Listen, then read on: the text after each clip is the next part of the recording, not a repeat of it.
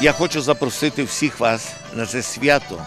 Sé que hoy estoy invitando a la gente de las colectividades para poder unir al grupo de los descendientes, digamos, eslavos y no eslavos. Aquí Pojoyut es inmigrante.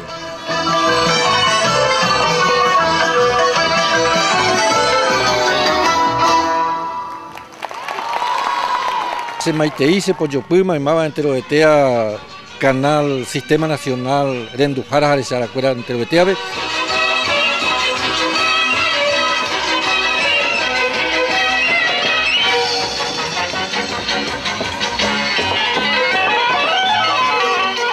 Cada uno tiene sus danzas. Acá, por ejemplo, van a venir los alemanes, van a venir los polacos, los checos. Entonces, son distintas danzas. Japoneses también vienen.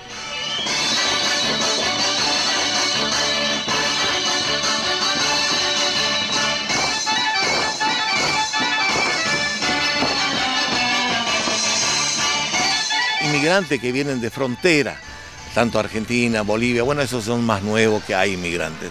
Pero de eslavos son pocos, contados podemos tener acá en Coronel Bogado. Muchas veces decimos, quiero ver algo distinto, quiero comer algo distinto.